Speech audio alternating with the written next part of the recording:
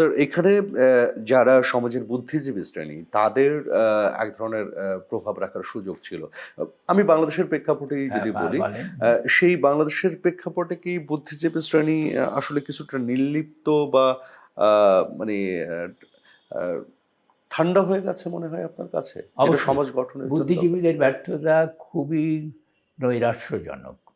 বুদ্ধিজীবীর কাজটা কি? বুদ্ধিজীবী পৃথিবীকে ব্যাখ্যা করবে বুদ্ধির সাহায্যে এবং সেই ব্যাখ্যা অন্যের মধ্যে সংক্রমিত করবে। লক্ষ্যটা কি? লক্ষ্যটা কিন্তু পরিবর্তন।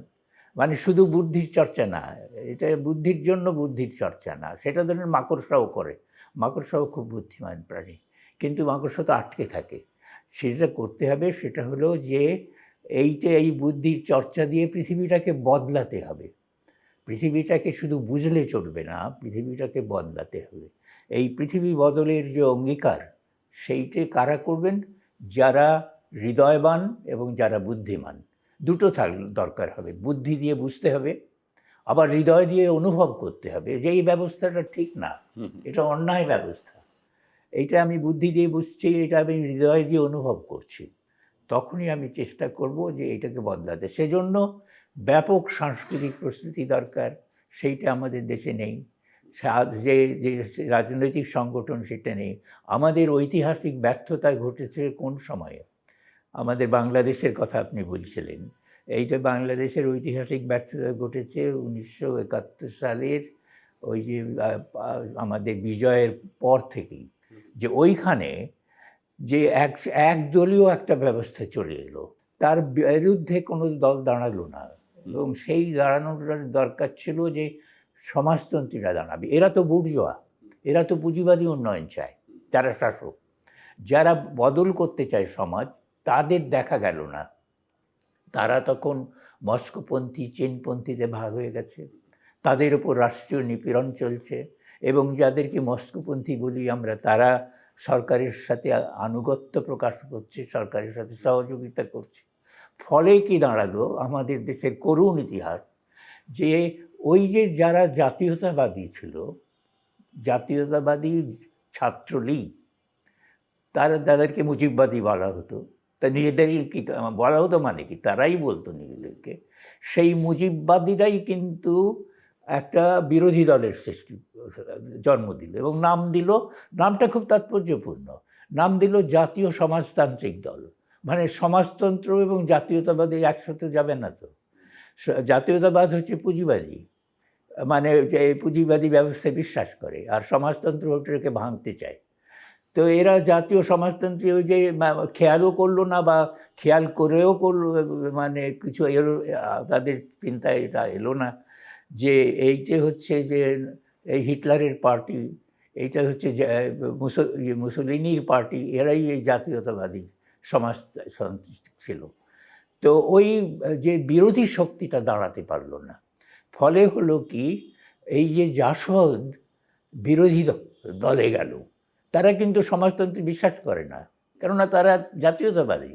তারা ঘোষণাই দিচ্ছে, নামের মধ্যেই জাতীয়তাবাদ আছে, যে তারা আমরা জাতীয়তাবাদী, কিন্তু আমরা জাতীয় সমাজতন্ত্র চাই। জাতীয় সমাজতন্ত্র হচ্ছে ভয়ঙ্কর জিনিস, সেটা হচ্ছে ওই যে ফ্যাসিবাদ, যে হিটলার মুসোলিনির যে আদর্শ।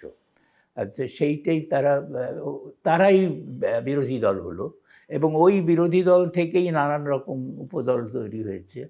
আবার যে মূল যে যাদের যে করার কথা, যারা সমাজ পরিবর্তনে বিশ্বাস করে, যারা সমাজতান্ত্রিক, তারা কিন্তু দৃশ্যমান রইল না। তারা তারা ক্ষুদ্র ক্ষুদ্র হয়ে গেল। তাদের মধ্যে উপদলীয় কোন্দল দেখা গেল। তারাও ওই যে পুঁজিবাদের প্রভাবে পড়ল, অর্থাৎ নিজেকে প্রতিষ্ঠিত করা। তো আর বুদ্ধিজীবীদের কথা বললেন। সত্যিকার অর্থে কি আসলে বুদ্ধিজীবীরা তো মানে বুদ্ধিজীবীই থাকেনি। বুদ্ধিজীবীরা বুদ্ধিজীবী নয়, থাকে না তো কখন? যখন তারা নিজেদের স্বার্থ শুধু দেখে। এইখানে এত বড় সংকট কেন তৈরি হলো এই যে বাংলাদেশের ক্ষেত্রে? পুঁজিবাদের প্রভাব। এখন আমি একজন বুদ্ধিজীবী ধরুন, আমি দেখব যে এইটা করলে আমার সুবিধে হবে, আমার একটা প্রমোশন হবে, আমার কিছু টাকা হবে। আর এটা না করলে, অর্থাৎ সরকারকে সমর্থন না করলে আমার উপর নিপীড়ন আসবে, আমি বঞ্চিত হব। কাজেই আমি ওই সুবিধাবাদীর দিকে চলে গেলাম এবং সুবিধাবাদীরা সকলকে আক্রমণ করলো এবং বুদ্ধিজীবীদের ক্ষেত্রে ব্যাপক শূন্যতা দেখা গেল। আরেকটা ব্যাপার আছে, এই যে আপনি মিডিয়া আপনারা গণমাধ্যম আমরা। করছেন, মিডিয়া তো স্বাধীন না, মিডিয়া তো মালিকের অধীনে। আপনি মিডিয়ার যিনি কর্মী, তার দৃষ্টিভঙ্গি যাই হোক, সেই দৃষ্টিভঙ্গি তো মিডিয়া ধারণ করে না। এখন মিডিয়া বলতে আপনি টেলিভিশন বলুন বা খবরের কাগজ বলুন বা রেডিও বলুন বা যাই বলুন, যত কিছু বলুন, সবই মালিকানা হচ্ছে টাকাওয়ালাদের, পুঁজিদের। সেখানেও পুঁজিবাদী। হ্যাঁ, পুঁজিবাদ। এবং তারা তো এইগুলো চাইবে না, সমাজ পরিবর্তন তো তারা চাইবে না। তারা বিনোদন দেবে, তারা পণ্যের বিজ্ঞাপন দেবে। এবং আজকে এই যে আমাদের মিডিয়া, এই যে তাদের যে আগের যে চরিত্রটা আগে এখন নেই, আগের যে নাটক আপনি দেখতেন বা আমরা দেখতাম, বা যে নাটক আমাদের জনপ্রিয় ছিল এবং পশ্চিমবঙ্গের লোক, এবং জীবন বোধ তৈরি করতো। হ্যাঁ, সেই কীরকমভাবে হয়েছিল, সেই নাটক আপনি এখন দেখাতে গেলে ওর মধ্যে বিজ্ঞাপন ঢুকছে, বিরতি দিচ্ছেন, এবং নাটকের মধ্যে এমন সব জিনিস আনছেন যেগুলো খুব মানুষকে স্থূলভাবে সন্তুষ্ট করে, মানে কোনো জীবন বোধ তৈরি করে না, জীবনের রুচি বা চিন্তা, এইগুলোর যেগুলো পৃষ্ঠপোষক নয়, আপনি সহজভাবে দিচ্ছেন এবং এগুলো মানুষ দেখছেও না, কিন্তু বিজ্ঞাপনের জন্য এগুলো দরকার হচ্ছে। আপনার কি মনে হয় যে গণমাধ্যম যে রাষ্ট্রের চতুর্থ স্তম্ভ, সেটা বাংলাদেশের প্রেক্ষাপটে হয়ে ওঠেনি শুধু পুঁজিবাদের কারণে, যে পুঁজিবাদ গণমাধ্যমকে নিয়ন্ত্রণ করেছে বলে? মূলত অন্য কারণ যাই বলি, মূল কারণ হচ্ছে মালিকানা। আপনি দেখুন যে মালিকানা, যে আমি একটা ঐতিহাসিক উদাহরণ দিই, যে সংবাদ নামে পত্রিকা যখন বেরোলো 1951 সালে, তখন সংবাদ এইরকম পত্রিকা নেই। তখন ওই যে আজাদ, ইত্তেফাক, ইনসাফ, জিন্দেগি, এই সমস্ত পত্রিকা বেরোয়। সংবাদ একটা বাঙালি সংস্কৃতি ধারণ করলো। সংবাদের লোকরা সব প্রগতিশীল, মালিকানা মুসলিম লীগের। তো এখন সংবাদ যখন রাষ্ট্রভাষা আন্দোলন হচ্ছে, আমরা তখন তরুণ, তো আমরা তো দেখলাম যে সংবাদ যে কথা বলে, আজাদও সে কথা বলে, এবং যে মর্নিং নিউজ, মুসলিম লীগের কাগজ, সেটা একই কথা বলে। কিন্তু সংবাদ তো প্রগতিশীলদের কাগজ হওয়ার কথা ছিল, সেখানে সব এবং বাঙালি সংস্কৃতি, হ্যাঁ, বাঙালি সংস্কৃতি ধারণ করে, এবং অনেকেই এই মার্ক্সবাদী দীক্ষিত, কিন্তু তারা কিছুই করতে পারছে না, এবং সংবাদকে পুড়িয়ে দেওয়া হলো। আমরা যখন 22শে ফেব্রুয়ারি যাচ্ছি, আমরা দেখলাম যে মিছিল থেকে মর্নিং নিউজ পত্রিকাতে আগুন দেওয়া হলো, সংবাদ পত্রিকাতে আগুন দেওয়া হলো। অথচ মর্নিং নিউজ হচ্ছে মুসলিম লীগের পত্রিকা, না চিহ্নিত ইংরেজি ভাষা, আর এই হচ্ছে বাঙালি পত্রিকা, বাংলাদেশ জাতীয়তাবাদী পত্রিকা হওয়ার কথা, কিন্তু সেটা হয়ে গেল জাতীয়। স্যার, আবার ফিরে আসতে চাই যে সুস্থ ধারার সাংস্কৃতিক চর্চা ছাড়া আসলে একটা জাতি গড়ে ওঠে না। সেখানে আসলে আমাদের রাজনৈতিক চাপ বারবারই থমকে দিয়েছে। সেখান থেকে মুক্ত হবার উপায় আছে? এইটা আমাদের যেটা করতে হবে, সেইটা হলো, আমাদের বাংলাদেশের সংস্কৃতি চর্চা এখন নেই। আপনি সুস্থ বলেন, অসুস্থ বলেন, সংস্কৃতি চর্চাই নেই এখন। তো এখন যেটা অন্ধকার, যেটা করতে হবে, যে সংস্কৃতির একটা জাগরণ দরকার হয়। আপনি সেটা কিভাবে করবেন? আপনি কিন্তু কোনো একটা জায়গায় করলে হবে না, একটা প্রতিষ্ঠানে করলে, সারা দেশ জুড়ে সংস্কৃতির চর্চা দরকার। এবং সেটা যদি আপনি করতে চান, তাহলে আপনাকে একটা আন্দোলনে যেতে হবে, হ্যাঁ, যে সাংস্কৃতিক আন্দোলনে, যে আন্দোলনের লক্ষ্য হবে ওই সমাজ পরিবর্তন, এটা উদ্দেশ্যবিহীন হবে না। তাহলে আপনি ধরুন যে পাড়ায় মহল্লায় আমরা সাংস্কৃতিক আন্দোলন দরকার, সেইটাই আন্দোলনটা হবে কি? আন্দোলনটা হবে যে এটাকে পাঠাগার কেন্দ্রে হতে পারে, ধরুন যেখানে পাঠাগার আছে, পাঠাগারগুলো তো ওইভাবে ব্যবহৃত হচ্ছে না, পাঠাগারকে আমরা একটা সংস্কৃতি চর্চার কেন্দ্র করতে পারি, যেখানে কেবল বই পড়া না, সেখানে গান হবে, চলচ্চিত্র প্রদর্শনী হবে, সেখানে আবৃত্তি হবে, পাশে খেলাধুলা হবে, সেখানে বক্তৃতা হবে, এবং এই যে কেন্দ্রগুলো গড়ে উঠবে, সেইগুলোর মধ্য দিয়ে আমরা তরুণদেরকে নিয়ে আসবো। বিশেষ করে তরুণরাই হচ্ছে ভবিষ্যৎ। সেখানে শিল্পী সমাজের তো একটা বড় ভূমিকা রাখবার সুযোগ সব করতে পারে, কিন্তু ওগুলোর উদ্যোগটা সারা দেশব্যাপী হতে হবে এবং লক্ষ্য থাকতে হবে। আপনি উদ্দেশ্যবিহীন সংস্কৃতি চর্চা দিয়ে কাজ হবে না। আপনি শুধু বিনোদন দিয়ে কুলাবেন না। সেই উদ্দেশ্য কিভাবে নির্ধারিত এই হবে, স্যার? উদ্দেশ্যটা হচ্ছে ওই যে সমাজ পরিবর্তনের কথা বলছি, যে সমাজকে আজকে পরিবর্তিত করতে হবে এবং পুঁজিবাদকে সরিয়ে সামাজিক মালিকানা আনতে হবে। ব্যক্তি মালিকানার দিন শেষ। এবং ব্যক্তি মালিকানা মানে হচ্ছে আজকে দেখছেন আপনি এই ট্রাম্প, নেতানিয়াহু এই ধরনের লোকরা পৃথিবীকে নিয়ন্ত্রণ করছে, নির্লজ্জভাবে নিয়ন্ত্রণ করছে। আর মানুষের প্রতিবাদ করার কোনো ক্ষমতা নেই। মানুষ নীরবে এগুলো সহ্য করে।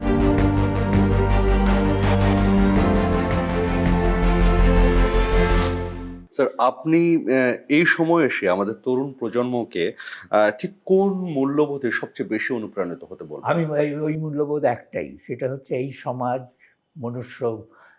মানবিক সমাজ না।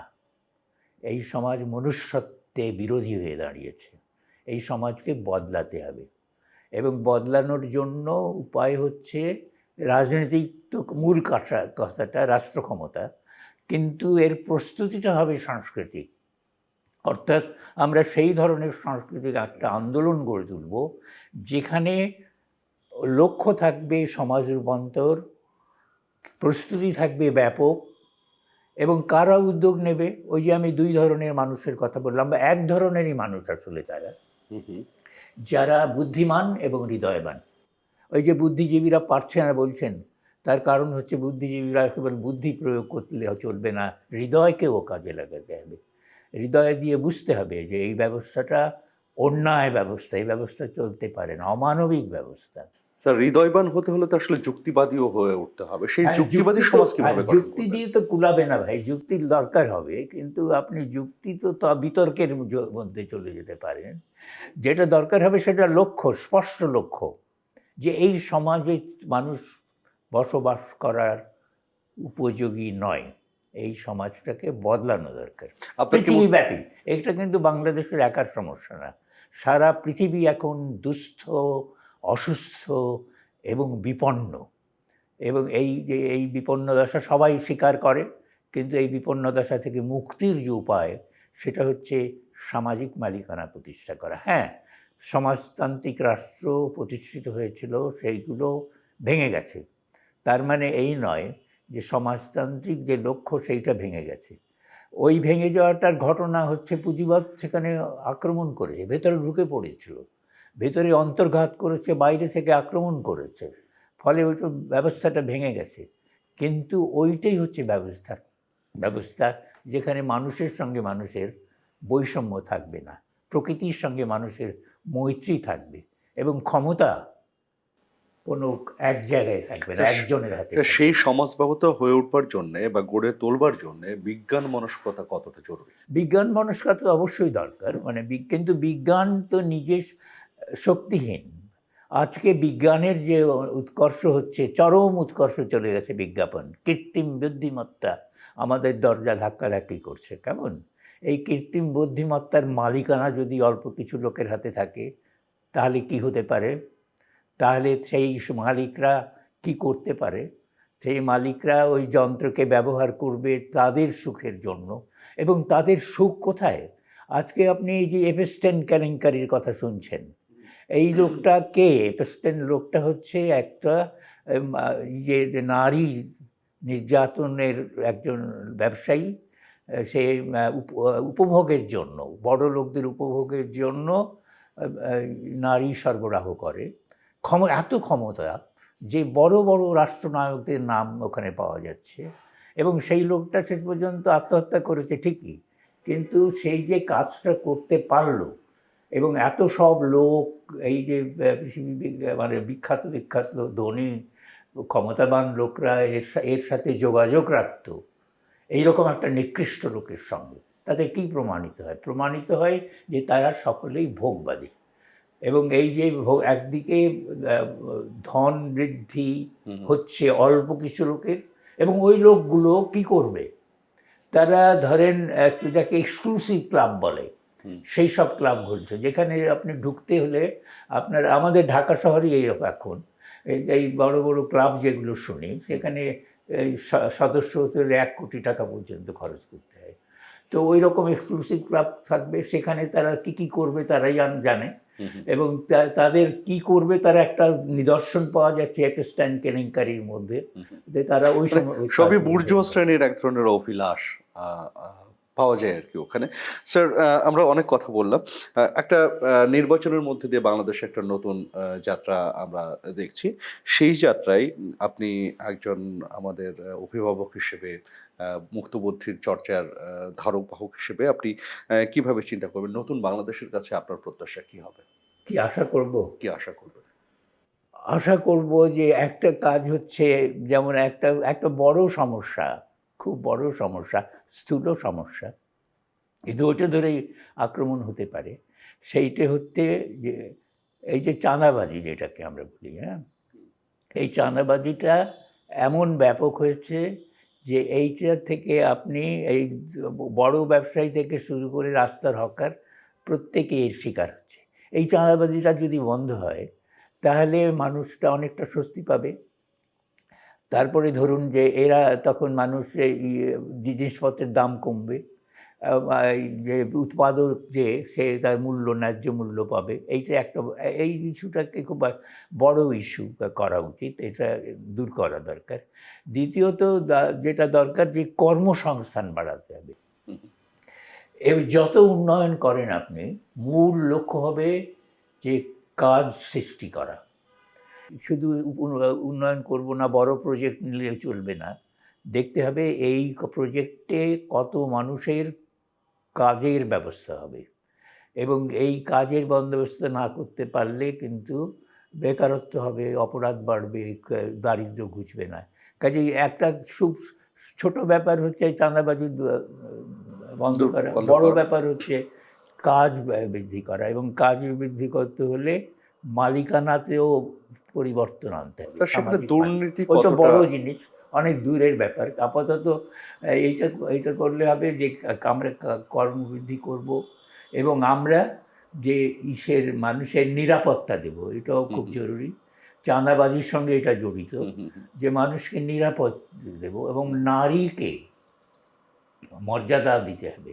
যে নারীর উপরে যে নির্যাতন চলে, সেই নির্যাতনটাকে বন্ধ শুধু করা নয়, মেয়েদের মধ্যে যে কর্মশক্তি আছে, অসাধারণ কর্মশক্তি আছে, সেই কর্মশক্তিটাকে বিকশিত করা, অবরোধ থেকে তাকে মুক্ত করা, এই এই এই এই দায়িত্বগুলো পালন করতে হবে। মানে তরুণদের কাছে আপনার প্রত্যাশা দিয়ে শেষ করতে চাই আজকের আলোচনা। না, আচ্ছা, তরুণদের কাছে তো আসল প্রত্যাশা, যে তরুণরাই ভবিষ্যৎ গড়বে, কিন্তু তরুণদেরকে প্রথমে বুঝতে হবে যে ব্যবস্থাটা কী। এই ব্যবস্থাটা যে একটা খারাপ ব্যবস্থা, এইটাই হাজার হাজার বছর ধরে এই ব্যবস্থাই। আপনি রাষ্ট্রীয় কাঠামোর কথা বলছেন না, আমি অর্থনৈতিক কথা বলছেন। যে পুঁজিবাদী ব্যবস্থা, যে উন্নয়নের যে ইতিহাস, মানুষের ইতিহাস, সেই ইতিহাস কিন্তু দীর্ঘ, এবং সেই ইতিহাসের মধ্যে কিন্তু ওই মালিকানাটাও বদল হয় নাই। মালিকানা সবসময়ই ব্যক্তি মালিকানায় রয়ে গেছে, অল্প কিছু লোকের মালিকানায়। তরুণকে বুঝতে হবে যে ওই মালিকানাতে পরিবর্তন আনা দরকার, এবং সেই জন্যই জনমত সৃষ্টি, সাংস্কৃতিক চেতনা সৃষ্টি, মানুষের আগ্রহ সৃষ্টি, এবং লক্ষ্য হিসেবে এইটা স্থির করা যে আমরা এই ব্যক্তি মালিকানা মানি না, আমরা সামাজিক মালিকানায় যেতে চাই। এবং তার ভিত্তিতে, ওই আদর্শের ভিত্তিতে ঐক্যবদ্ধ হওয়া, সাংস্কৃতিক কাজকে জোরদার করা। সাংস্কৃতিক কাজ বলতে আমি কিন্তু সাংস্কৃতিক কাজকে খুব গুরুত্ব দিই, এবং আমি মনে করি যে আমরা যে শিক্ষাকে আমরা জাতির মেরুদণ্ড বলি, আসলে জাতির মেরুদণ্ড হচ্ছে সংস্কৃতি, এবং শিক্ষা কিন্তু সংস্কৃতিরই অংশ। যে সেই সংস্কৃতি আমার ভেতরের পরিচয়, আমার বাইরের পরিচয়, এবং এই সংস্কৃতি মানুষের সঙ্গে মানুষের সম্পর্কের যে পরিচয়, তারও নিদর্শন। প্রকৃতির এবং পরিবেশের সঙ্গে মানুষের যে সম্পর্ক, তারও প্রতিফলন। এই সংস্কৃতির জায়গাটাকে গুরুত্ব দিতে হবে। তরুণরা পারবে, তরুণরা যদি ঐক্যবদ্ধ হয়, কিন্তু লক্ষ্য থাকতে হবে যে কেবল গান বাজনা করলেই হবে না, গান বাজনার মধ্যে ভেতরে আমার বক্তব্য, সেইটা দেখতে হবে। এবং আমার বক্তব্যটা হচ্ছে এই সমাজের বদল এবং মানবিক সমাজ গঠনের জন্য একটা লক্ষ্যের দিকে আগাতে হবে। গঠন না, রূপান্তর। সমাজ তো গঠিত হচ্ছেই, আছেই একটা সমাজ, এইটাকে আর গঠন বা পুনর্গঠনের কোনো সুযোগ নেই। রূপান্তর করা। এটাকে বদল করতে হবে, সমাজ বদলের স্বপ্ন দেখতে হবে। আমরা দীর্ঘদিন দেখছি আমাদের যে মুক্তির যে আকাঙ্ক্ষা, সেটা আসলে নতুন সমাজ গড়বার আকাঙ্ক্ষা। সমাজ কিন্তু রাষ্ট্রের চাইতেও বড়, যদিও রাষ্ট্র অনেক ক্ষমতাশীল, রাষ্ট্র সমাজের ওপর কর্তৃত্ব করে, কিন্তু সমাজেই তো আমরা বসবাস করি এবং মানুষ তো সামাজিক প্রাণী। মানুষের এই সামাজিক প্রাণী, মানুষ কিন্তু মানুষের তার বুদ্ধির চর্চা বলুন, তার সৃষ্টিশীলতার চর্চা বলুন, সমস্ত কিছুই একা করতে পারে না, সামাজিকভাবে করে। ওই সামাজিকতাটা নষ্ট হয়ে গেছে। এখন প্রত্যেকে নিজের কথা ভাবে, আমার কী লাভ, আমি কি পেলাম। তো এই বোধটাকে দূর করে যে আমিকে বদলে করে আমাদেরকে আনতে হবে, যে আমরা কি চাই, আমরা কি পেলাম। তো এই আমিত্বের বোধটা দরকার আছে, যে আমি তো বিকশিত হব, কিন্তু আমার উন্নয়ন যে সকলের উন্নয়নের সঙ্গে জড়িত, এবং আমার উন্নয়ন যে সকলের উন্নয়নকে বাধা দিয়ে বা বঞ্চিত করে সম্ভব নয় বা স্থায়ী নয়, হতে পারে না, সেই উপলব্ধিটা দরকার। অসংখ্য ধন্যবাদ স্যার, আমাদের এতটা সময় আমাদের সাথে কথা আপনাকেও বলবার জন্য। ধন্যবাদ যে আমাকে এত কথা বলার সুযোগ দিলেন। সেই স্যার, জন্য আপনার কথা আমরা সবসময় শুনতে চাই, সেজন্যই মাঝে মাঝে হয়তো ভালো আপনি লাগলো আসেন। এই সুযোগটা পেয়ে এবং আপনার সঙ্গে কথা বলে। ধন্যবাদ। ধন্যবাদ।